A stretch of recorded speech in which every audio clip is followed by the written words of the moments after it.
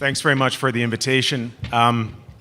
This year I thought I would talk a little bit more about some of our more recent discoveries looking at different phytochemical compounds that are found in cannabis and their implications for mental health, again with a special focus on cannabidiol, because I know that's something that's of tremendous significance to the industrial hemp industry, and I hope to say a few words about that towards the end of the presentation.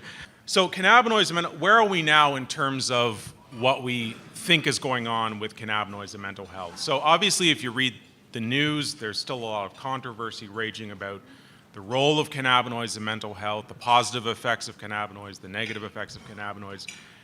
But if you step back and look at the literature from a whole, the clinical and preclinical evidence suggests that it's a very complicated role for cannabis in terms of what it implies for the development and the treatment of mental health disorders. There's good effects and negative effects. I'm going to talk about both this morning. And most importantly, most of the evidence now suggests that there's specific phytochemicals in cannabis, in particular the psychoactive compound delta-9 tetrahydrocannabinol, or THC, something everyone's familiar with, versus cannabidiol, or CBD, and how they have very different effects on the brain and very different effects on potential mental health issues.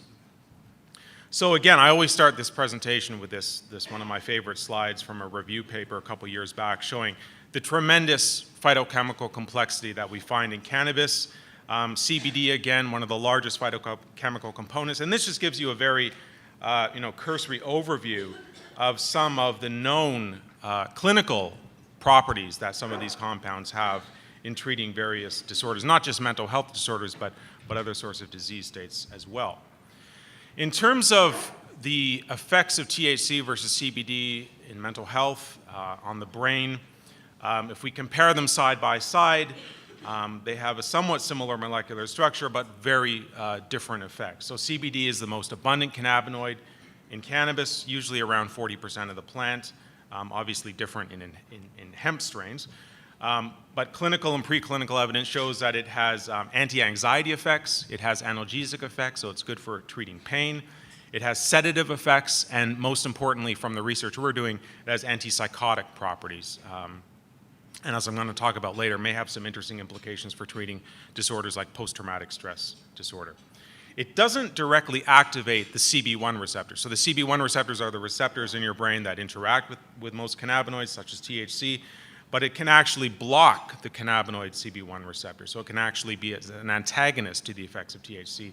And most importantly, it interacts with this receptor called the 5-HT1A receptor, which is part of the serotonin system. And everyone's familiar with serotonin. It's the neurochemical that's associated with drugs like Prozac, depression, mood disorders. So it has a very distinct profile from that of what we see in THC. Now THC, on the other hand, is the major, what we call psychoactive component in cannabis. In contrast to CBD, the clinical and preclinical evidence suggests that it can produce anxiogenic effects. It has paranoia-inducing properties. And the story that the cowboy poet was telling last night about his paranoid episode with marijuana, I found that quite interesting. That's a story that a lot of people will relate to you when their early experiences with marijuana. And it also has some hallucinogenic properties if it has high enough doses. It also strongly modulates emotional perception, and it produces reinforcing effects in animals. So we think that THC is the compound in cannabis that produces its addictive properties. So current strains of marijuana, if you were to go out and buy some on the street, or even in states where it's legalized like Colorado, the most popular sellers are high THC, low CBD strains. And this is a quote from way back in 1994 from the then director of the DEA, showing that the strains of marijuana that were currently found on the street had much higher levels of THC relative to CBD. So we're seeing this market-driven increase towards strains of marijuana that have much higher levels of THC versus CBD. And I was talking with some people from CBC's Marketplace who did an investigation in Colorado and found that sellers of marijuana in Colorado plants that were listing their marijuana strains as having around 20% THC, when they actually did an independent test, they actually had around 36 to 40% THC, which is absolutely stunning when you think about the implications of that. And now, from the clinical perspective, research done by a good colleague of mine, Robin Murray in the UK, has found that there are mental health implications for these high THC strains. So skunk is a strain of marijuana, sinsemilla, which has very high levels of THC, and that has been shown to triple the risk of psychotic episodes in certain individuals, and this is becoming a big problem in London in the UK. THC dabbing, I'm sure you're familiar with this, so marijuana users have figured out a way to extract the THC in a more purified form using alcohol and other sorts of alchemy techniques to extract the THC, and they produce these dabs which almost look like caramel with around 70% THC content. So again, it's the THC that seems to be driving a lot of these issues. So again, the biggest concern with high THC strains is based on the study that came out way back in 1987 from Sven Andersson and al. Showing that the adolescent brain, so teenage use of marijuana, increases the risk of developing schizophrenia in later adulthood. And this has been a study that's been replicated many different times. And at the time, we had no idea why this was the case, what were the mechanisms behind this.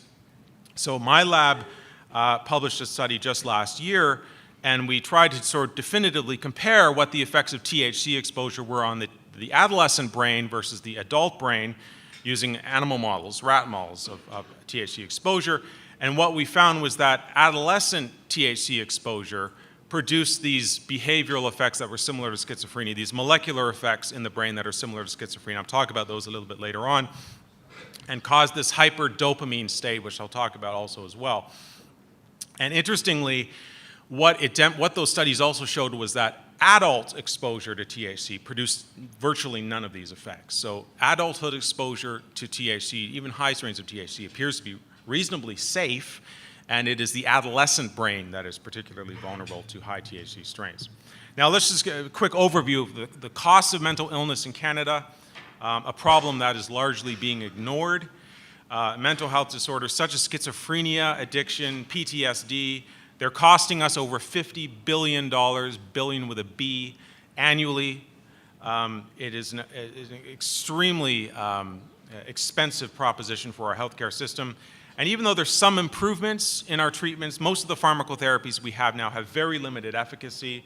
They have terrible side effects, and patients don't want to take them, especially schizophrenia medications, because there are side effects associated with them that are just intolerable to a lot of people. If anyone has a loved one or a friend that suffers from schizophrenia, I'm sure they'll be willing to share their experiences with some of these horrible side effects from the antipsychotic drugs that they take. Most of the major drug companies, and this is very disturbing from someone in the scientific research community, they've abandoned mental health altogether. They're no longer interested in doing mental health research because they have poor outcomes, and the research costs are quite outrageous, and lawsuits and all sorts of other sorts of legalities that are preventing them doing this. They've decided to spend most of their money on diseases like cancer, neurodegenerative disorders, and whatnot. So we really are in a state where we find ourselves in desperate need for novel, well-developed medications with fewer side effects. And I think that, as I'm going to try to demonstrate today, CBD might be one of those medications that has tremendous potential in this regard. So just a bit of a background, what exactly is schizophrenia? It affects about 1% of Canada's population, so a large number of people have this. The first symptoms of schizophrenia usually appear in late teens, early adulthood. The treatment options are very limited. The prognosis is extremely poor, and it tends to be a lifetime chronic condition, and sadly, in many cases, it ends in suicide because of the very poor prognosis and difficulty in finding effective treatments. So it's a very complex disorder. There's debate as to whether or not we should call it schizophrenia because of the diversity of the symptoms that are associated with it. But common symptoms are hallucinations, disorganized thoughts, hearing voices in your head, feelings of paranoia, anxiety, emotional dysregulation, distortion in emotional processing. On the other side, we have affective flattening, so a decreased ability to feel emotion, including pleasure.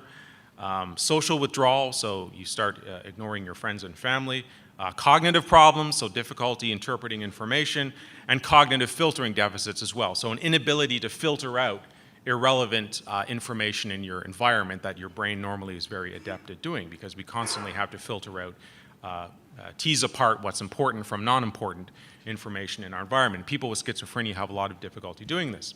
So we divide these into the positive symptoms on one side and then the negative symptoms on the other side. So as you can see, there's a very complex array of symptoms that we have to take into consideration when we're looking for effective treatments. The prevalence of schizophrenia in Canada, right at the top there, it's more prevalent, 2 times as prevalent as Alzheimer's, 5 times more prevalent than multiple sclerosis, 6 times more prevalent than diabetes, and 60 times more prevalent than muscular dystrophy. And you'll be surprised to know that all of these disorders underneath schizophrenia receive exponentially more levels of funding than we give to schizophrenia, because there's still that stigma associated with schizophrenia that prevents, I suppose, funding agencies from being willing to provide the necessary funds for this sort of research. And the closer you are in a relationship to someone with schizophrenia, the more likely you are to develop it yourself, so there's a strong genetic component to it as well. And this just gives an overview here. So we know that there is a strong genetic component. It's not just environmental factors that lead to schizophrenia. So the neurobiology of schizophrenia, there's a lot of different competing theories about what causes it. Most of the evidence that we currently have points to disturbances in the brain's dopamine system. So again, throwing around a lot of anatomical terms, but the dopamine system is one of the systems that is definitely disorganized in schizophrenia, and I'm going to talk about how that might be relevant to THC versus CBD in these aspects. So 2 of the most important areas in your brain that are affected by dopamine irregularities in schizophrenia are called the prefrontal cortex, which is that area right behind your forehead, and then the nucleus accumbens, which is just behind it. I'll show you some anatomy in a second. All of the currently effective antipsychotic medications act by blocking the brain's dopamine system. So these are antipsychotic medications. So these are medications that stop the hallucinations, the paranoid ideation and whatnot, and they all do this through blocking the activity, shutting down the dopamine system. So in terms of the pathways in schizophrenia, 2 areas that I'll talk about quite a bit this morning. The ventrotegmental area here, this is part of your midbrain. This is where all the dopamine neurons are located. And then the nucleus accumbens, that area in the forebrain there. And then the prefrontal cortex right at the top there, right behind your forehead. And the pathways in the brain, if we look at it sort of from an overall anatomical point of view, we've got these dopamine systems right down there in your midbrain, and then the nucleus accumbens right here, and then the prefrontal cortex here. And the dopamine neurons send their projections to the nucleus accumbens, and it's the abnormalities in that pathway that are linked to schizophrenia. So we can just sort of summarize that by suggesting that the positive symptoms of schizophrenia are related to an overactivity of these dopamine cells, and the negative or the cognitive symptoms of schizophrenia are related to abnormalities, distorted patterns of signaling in the dopamine pathway in that projection going from areas like the ventrotegmental area up to the prefrontal cortex. So what do dopamine neurons do? So we think that they signal emotional salience of sensory information. So whenever you experience something that has some emotional impact, your dopamine neurons start firing. And the way that they fire is very important. So they can have a regular or sort of a tonic firing mode down here, just sort of this regular sort of straight pattern of firing. And then they can go into this bursting mode, which we believe is related to the more emotionally impactful as stimulus is, the neurons are more likely to start going into this sort of staccatic-like mode of firing. And I'm going to show you some evidence that CBD actually can control those different modes of firing and how that might be important for schizophrenia. This is a picture of the VTA. This is from the rat brain there, but remarkably, the human brain looks very similar in terms of its anatomy. So what is the evidence for CBD, cannabidiol, as an effective therapy for schizophrenia? There's a couple clinical trials that are going on now. GW Pharma has now moved on to stage 2 clinical trials, showing evidence that CBD can be a safe and effective treatment for schizophrenia symptoms. There's a lot of brain imaging studies showing that CBD can counteract many of the negative effects of THC, especially in the brain's dopamine pathways, not surprisingly. But interestingly, the mechanisms by which CBD produces its effects in schizophrenia are completely unknown. So we're sort of in an unusual situation where we've been running clinical trials before we've actually understood what CBD is doing in the brain. So that's sort of where our lab has been focusing its attention the past couple of years, trying to figure out exactly how CBD is modulating these schizophrenia-related pathways. So this is some really exciting evidence that came out from Lewicki's group back in 2012 in the journal Translational Psychiatry. And this was really the first published evidence that cannabidiol can improve the psychotic symptoms associated with schizophrenia. And don't worry about the details here, but what they did in this paper, they compared cannabidiol, pure cannabidiol, with a classical anti-schizophrenia drug called amisulpride, which is a dopamine blocking drug, a traditional antipsychotic drug. And what they found was that cannabidiol was just as effective at relieving those psychotic effects, but didn't have the nasty side effects associated with a traditional medication. So very exciting research that came out in 2025. Really, this is the paper that sort of inspired us to get going and look at what's going on sort of underneath the hood. So now the studies, we use preclinical models in our lab. We use rats, obviously, because we can't do these sorts of experiments in humans for obvious reasons. But this allows us a tremendous amount of detail and complexity that we can get into that we would not be able to do with the human brain. And most people are disappointed to find out that the human brain is actually remarkably similar to the rat brain. In terms of the anatomy, not all of us are rats. Some of us are, but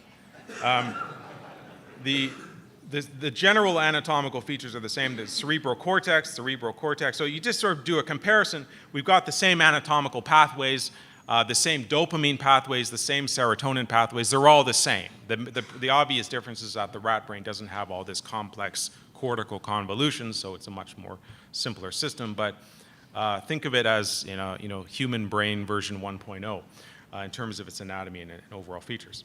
So we started looking at the mechanisms of CBD by using a very well-established model of schizophrenia that's used a lot in not only in rats and mice, but in humans as well.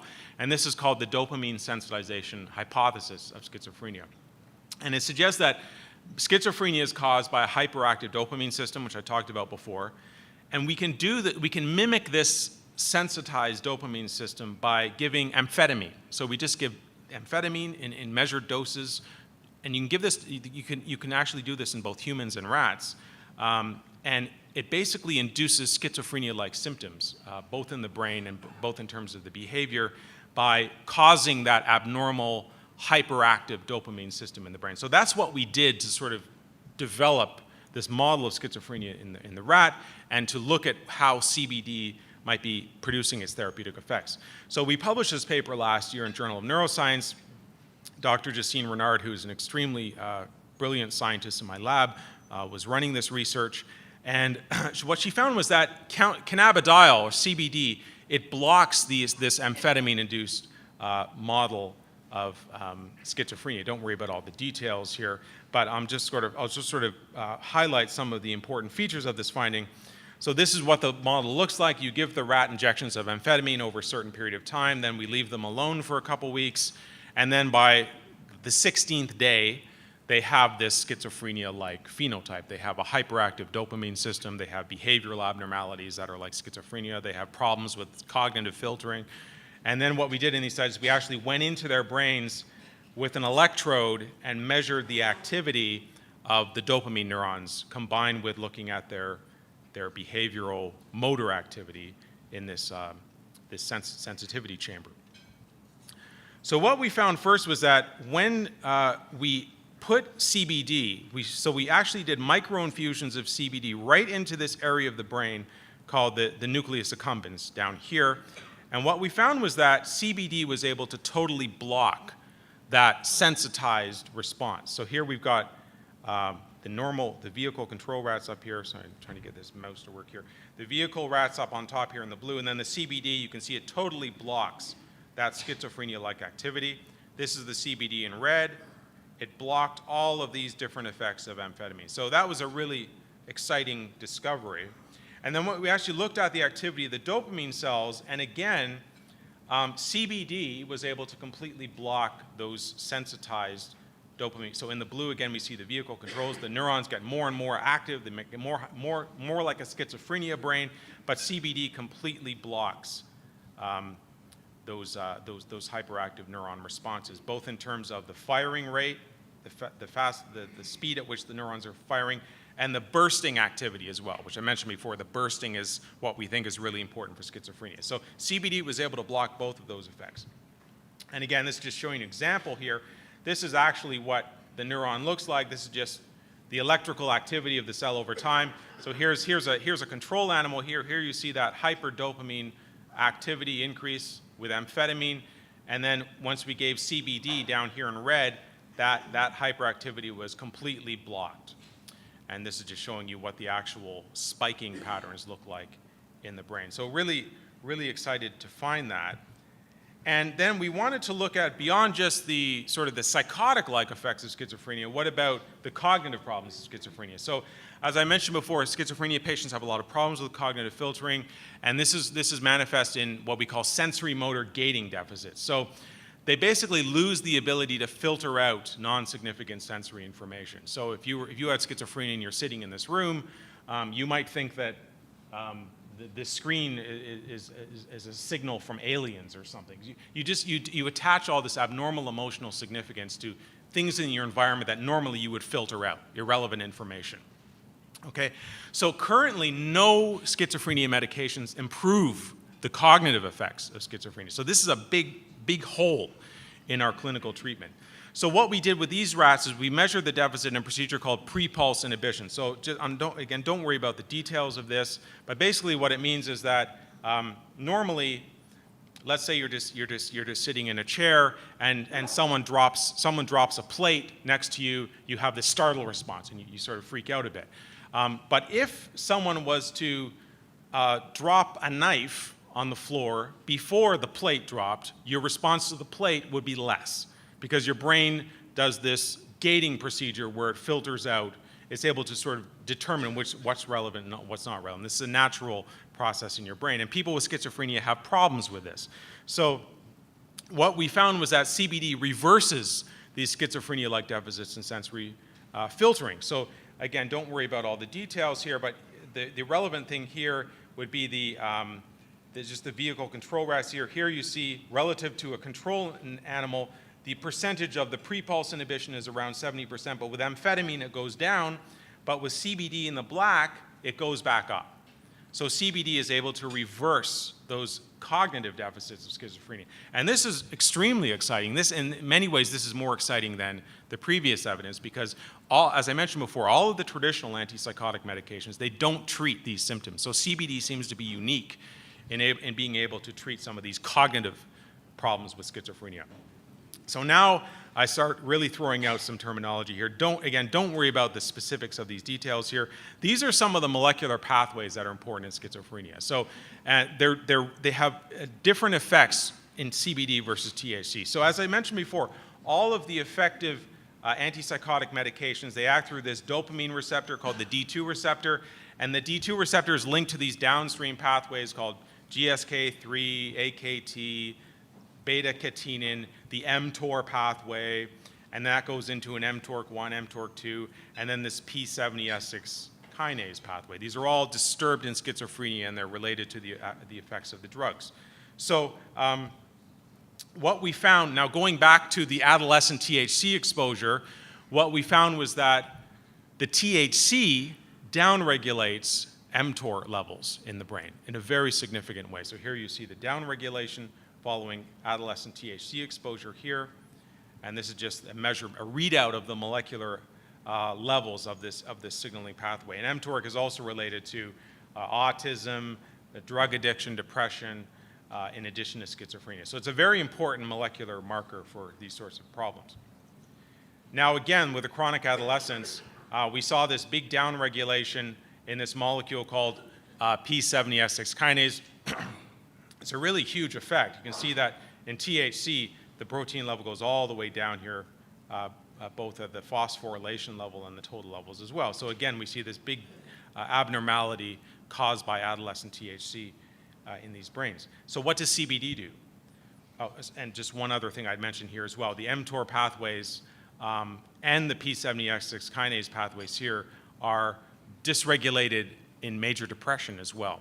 So here we see that this is from human evidence showing that mTOR and P70 is down. So THC is causing these pretty disturbing molecular changes that are associated with not only with schizophrenia, but disorders like depression as well.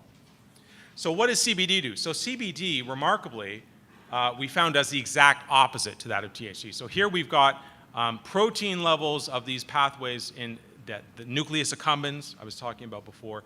The GSK pathway is down with CBD, but the mTOR pathway is way up, and the P70X6 kinase pathway is way up. So the take-home message is that CBD is counteracting those negative effects of THC. So it's a really remarkable finding that two phytochemicals in the same plant can have the exact opposite effects on these pathways. So just to summarize that, CBD has a unique mode of action in the brain. It's opposite to that of THC. It can counteract the effects of THC. So again, just sort of summarizing the ups and downs of these pathways here.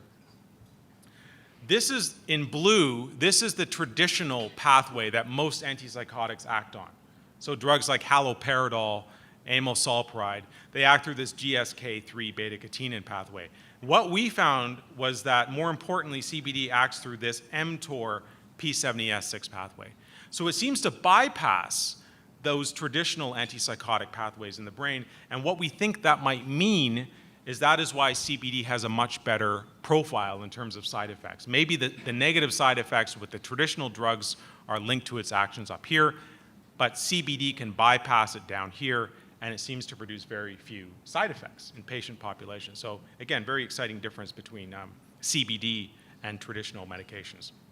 Now I'm just going to shift gears a bit, talk about post-traumatic stress disorder, something that's been in the news quite a bit, especially in terms of medical marijuana. A lot of veterans have been using medical marijuana to treat some of their PTSD symptoms. It's obviously characterized by this uncontrollable recall of traumatic memories. About 10% of the population will experience PTSD, some form of PTSD during their life, and that's a huge number of people. And it's not just military veterans. It's first-line responders like policemen, firemen, paramedics, and just anyone that's had motor vehicle accidents, a death in the family, sexual assault. All of these traumatic experiences can lead to very serious PTSD in people. So people that have it will experience panic attacks, chronic anxiety, which leads to depression. They have a dramatically elevated risk of suicide, which is very disturbing. And as I mentioned before, it can affect anyone at any time. Now, how do we model PTSD with rodents? One way to do this is through what we call fear conditioning, where we basically produce a traumatic memory by pairing a cue in the environment with a foot shock. So here you see a rat in one of these traditional Skinnerian boxes. You've probably seen this in your Psychology 101 courses. And you know, they essentially receive some sort of a cue, a light, or some sort of a smell, and then they get a foot shock, and they learn to associate the foot shock with that cue. Just like in PTSD, you form this traumatic memory. So we can use either low levels of foot shock that normally do not produce fear memories, or higher levels of foot shock that do produce very strong fear memories in these animals. And what we measure here is the freezing. So all mammals, when they are afraid, will engage in this freezing response. So the animal literally freezes up when they're experiencing this traumatic memory, sort of the deer in the headlight type effect, when we give them the presentations of the stimulus that's been paired with the foot shock. So we just published this last year. Chris Norris and a few other people in my lab, he's a PhD student, and he wanted to see what does CBD do in terms of traumatic memory formation. So again, we went back to our sort of neuroanatomical locus here in the nucleus accumbens. Again, this is a picture from the study. And what he did was he actually put CBD, he micro-infused CBD directly into the nucleus accumbens, and he looked at fear memory formation, traumatic memory formation. And what he found was that, first of all, THC actually makes normally non-salient fear memories more salient. So it actually increases the anxiety associated with fear. So this is in a lower level of fear. So here you see in a normal sort of control animal, this level of foot shock doesn't produce a fear memory. This is the amount that the animal is freezing. That's the measurement of the memory. But with THC into the accumbens, we actually see an increase, an abnormal increase in the amount of fear memory that's formed. So we can actually sort of manipulate the intensity of the traumatic memory with THC. Now, CBD remarkably blocks this effect. So THC, in opposite action to THC, block the ability to form a fear memory here in a dose-dependent way. So here the animal showing the same amount of response to both the CS conditioned stimulus, the control stimulus, and the experimental stimulus here. So essentially the take-home message is that CBD and THC again produce opposite effects on traumatic fear memory formation. Now, we wanted to actually see what is the mechanism. So what is CBD doing in the brain beyond all of the molecular stuff we talked about before, which is very important in and of itself, but what is sort of happening at the systems level in the brain? So what we did was we did a series of studies where we infused CBD directly into the nucleus accumbens, and then we recorded the activity of the dopamine neurons in the ventral tegmental area. So this is all done simultaneously, and this is just a cross-section of the brain. And again, the human brain looks exactly the same, the nucleus accumbens and the VTA. So just so you know where we are sort of in the human anatomy. So what did we find? So first of all, just before I get into the results, the mesolimbic dopamine system has a micro-regulation, and don't worry about all the details of this, but all you need to sort of know is that we have what's called these GABA interneurons, and these are sort of like the braking mechanism in your brain. They're inhibitory. They release a chemical called GABA, which shuts down the cells that it interacts with. So here we have in the VTA, the GABA neurons release GABA, they shut down dopamine, and what we think is going on in disorders like schizophrenia is there's not enough of these GABA neurons, so the dopamine system is hyperactive. So it's sort of like a brake in the brain that controls the release of dopamine in areas like the mesolimbic pathway. So we looked at the GABA neurons and the dopamine neurons and what was CBD doing to those effects. So remarkably, what we found was that CBD decreased the activity of the dopamine neurons. So most of these neurons, around 60% of the neurons we sampled, had decreased activity.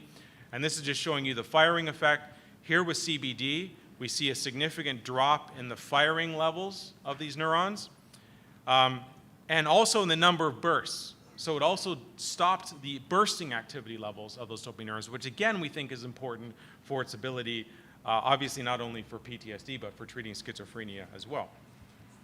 And interestingly, what it did, it actually increased the activity of those GABA neurons. So it actually increased the activity. Most of the neurons showed an increase, around 40%, or rather a plurality of the neurons showed an increase. And again, this was a significant effect in the firing frequency. And here's what one of these neurons looks like. You put CBD into the nucleus accumbens and you get this increased activity of this inhibitory GABA neuron in the VTA. So a really interesting effect, and we were able to sort of really nail down what that mechanism is in the brain for what CBD is doing to improve some of these symptoms. Now, to contrast that again, because I keep going back to these contrasts with THC, adolescent THC causes a hyperactive effect on dopamine neurons. So this is what we saw in the adolescent treated rats. The dopamine neurons are hyperactive, exactly what we sort of see in a schizophrenia-like phenomena. And I don't have time to discuss it today, but in the adults, this effect was absent. So again, go back to the sensitivity of the adolescent brain for THC-related disturbances. And that's just showing you the vehicle control rats versus the adolescent exposure rats, that increased level of activity. So what we think is going on, CBD's therapeutic effects depend on its ability to modulate the dopamine system. So CBD can act in the nucleus accumbens here, and it can dramatically control the activity states of the VTA dopamine system, and that is what we think is happening sort of at a systems level in terms of its ability both to act as an effective treatment for schizophrenia and to blunt traumatic memory associated with PTSD. Now, The second important part of this story is that cannabidiol, as I mentioned at the outset, acts through the serotonin system. And it acts on a specific receptor called the 5-HT1A receptor. And this was a study, a very important study done by Ethan Russo. Some of you might know Ethan Russo. He's involved in the medical marijuana industry with a company that's based in the UK. And what he showed was that CBD can act as an agonist at the 5-HT1A receptors. This is just measuring the ability of CBD to displace serotonin from the 5-HT receptor. Again, don't worry about the details of it, but the take-home message is that it can actually act on that serotonin receptor to produce its downstream effects. So what Chris was able to show was that when he administered a 5-HT1A blocking drug, he was able to reverse the effects of CBD. So this, again, don't worry about all the details here, but this is with a drug called NAD, which is a 5-HT1A antagonist drug. And here you can see that he blocks, the animals now show a normal fear response because he was able to block the 5-HT. So that suggests that 5-HT1A is the receptor responsible for CBD's effects. And interestingly, when he tried to block the dopamine system with this drug called alpha flu, there was no effect. So at the receptor level, CBD modulates the dopamine system, but not through dopamine receptors. It goes through a serotonin receptor system, and then through indirect mechanisms modulates the serotonin. So a very unique mode of action for CBD, something that we really haven't ever seen before. And the same goes with the neuronal activity. So then Chris looked at how, or rather Michael Lareo did this study where he looked at, again, using this NAD drug here, he was able to, here you see CBD decreasing the levels of the dopamine neuron, firing and the bursting right here in the light gray, and then with the gray, when he administered that 5-HT1 antagonist, the effect came back. So again, it depends on this 5-HT system, and again, the dopamine blocker had no effect on that as well. So again, acting through the serotonin system, which is really interesting because so many psychiatric drugs also act through that same serotonin pathway. So to summarize that, CBD regulates the mesolimbic dopamine system. It increases the activity of the GABA interneurons, and it decreases the activity of the dopamine neurons. And it can act directly in the nucleus accumbens through a serotonin receptor system.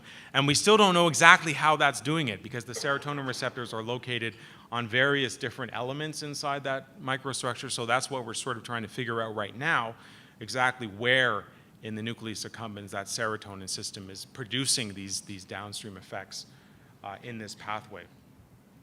So to conclude, CBD is a promising treatment option for both schizophrenia and PTSD, and there's evidence now from preclinical work like what we're doing and from clinical studies as well suggesting this is the case. It operates through non-traditional molecular pathways different from current medications, and unlike current medications, CBD is capable of improving both psychosis and the cognitive problems that we see in schizophrenia. And notably, what it seems to do is it can modulate the dopamine system through actions on the serotonin system, which is, again, I emphasize again, this is a very unique mechanism, and we haven't seen that with traditional medications up till now. And also importantly, it has excellent patient tolerability with very few side effects that are reported, so it seems to be a very safe medication. It doesn't have all those nasty side effects associated with traditional antipsychotics. And most importantly, I think, CBD acts in an opposite manner to THC. And I think this has a lot of important implications for how we're moving forward in terms of legalization, in terms of keeping tabs on strains of marijuana that have relatively high versus low levels of CBD, because I think that ultimately the most important clinical effects of medical marijuana are going to come down to the CBD system as opposed to THC. So to summarize, THC, adolescent exposure increases schizophrenia risk, not adulthood exposure, so we have to be vigilant to keep it out of the hands of teenagers. It dysregulates the dopamine system like we see in schizophrenia. It can turn on schizophrenia-related molecular pathways, and it's responsible for some of the addictive properties of marijuana, and it has been shown to worsen certain PTSD symptoms. CBD, on the other hand, blocks these negative effects of THC, it normalizes the dopamine system, it treats schizophrenia symptoms, and it turns off schizophrenia-related molecular pathways and might serve as an effective treatment for PTSD symptoms. So to sort of bring it all home, I think that the Canadian industrial hemp industry could be and should be a major source for pharmaceutical-grade CBD. And I'll just tell you how we do these experiments. How do we get CBD? How do we get purified CBD? Well, despite the fact that we're sitting on an ocean of CBD here in this country, I can't get CBD in Canada. I need to buy it from the UK. Because of current regulations, I apply for a license, which is fine. I get an exemption, but then I need to import it through the UK because we can't actually bring it through the US because of the FDA regulations in the US. So I literally pay an arm and a leg to get this pharmaceutical-grade CBD from the United Kingdom. So, in this position paper that was put forth by CHTA, that I assume is going to be discussed later today, I think it's vitally important from the scientific research community that we need to have better access to these purified phytochemicals, because ultimately, moving forward with medical marijuana and this industry, we need to have access to these phytochemicals in a reasonable manner. We shouldn't have to go, a Canadian scientist shouldn't have to go to the UK to get purified CBD when we're literally sitting on oceans of it here in Canada. So I thought I would end on that sort of note. And again, thank the very talented people involved in this research. Justine Renard, a major player in most of this research, and our funding partner, CIHR and CERC, and more recently, the Ontario Mental Health Foundation, who has really helped us with this research. A big shout out to the Ontario Mental Health Foundation. And thank you very much for listening. Thank you.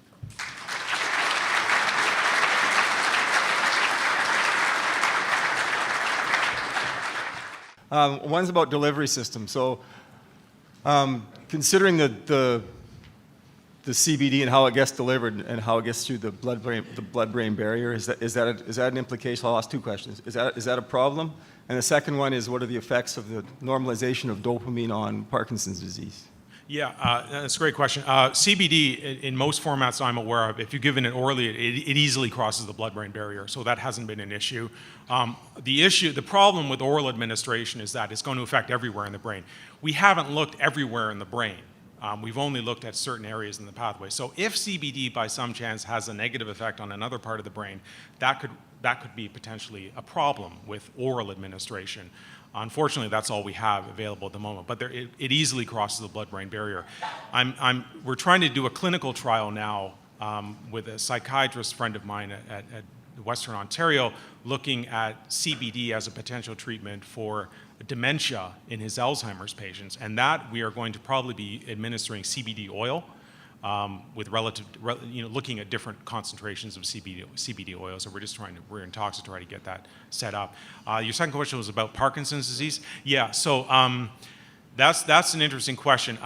There is some evidence that patients with Parkinson's have some improvement in their patients with in their symptoms with medical marijuana. I don't think anyone knows what strains of marijuana they're using. Are they high THC or low THC? And again, I don't want to completely demonize THC.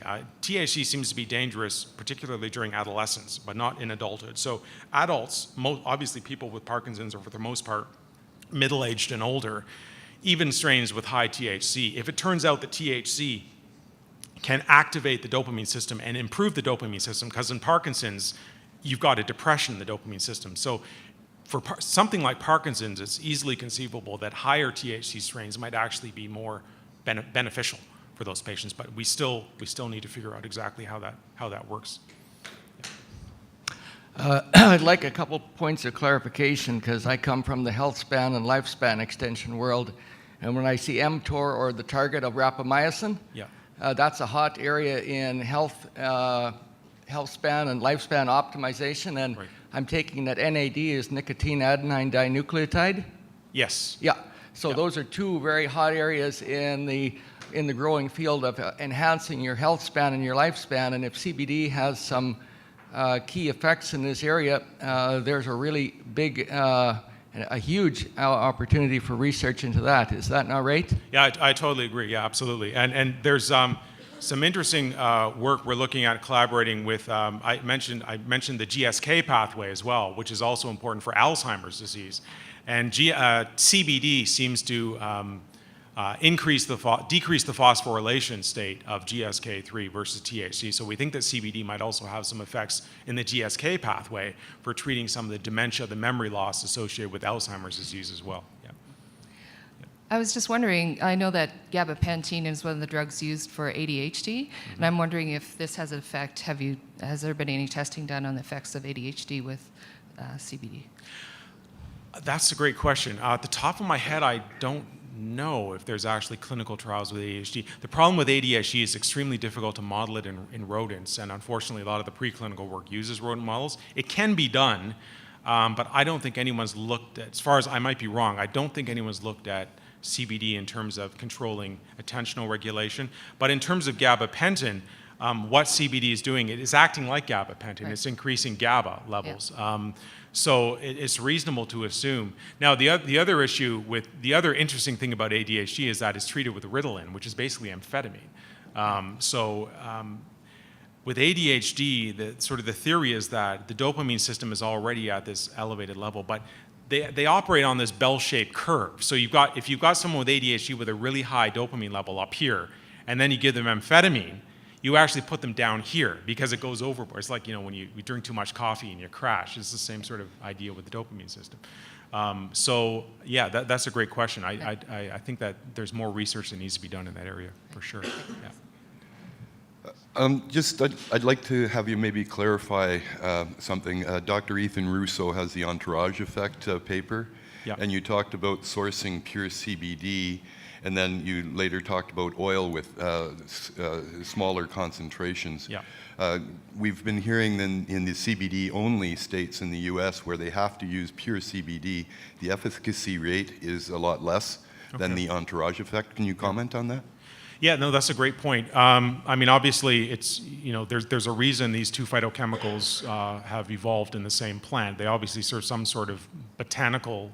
It's outside my area of expertise, but at the receptor level, the CBD effect is controversial. There's some pharmacologists that argue that CBD does not interact in any way with the CB1 receptor system, but it could interact with other cannabinoid receptors. So there's another one, there's CB2, which is the second major physiological cannabinoid receptor system. There's another one called GPR55, which we've started looking at as well.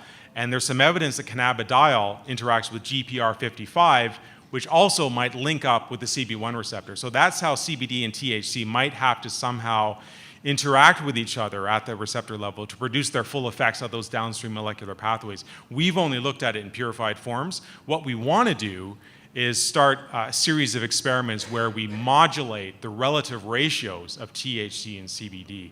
I can tell you one study we've done so far in terms of some memory deficits. We found that CBD, so THC-induced memory deficits, was reversed by co-administration with THC, but not by itself.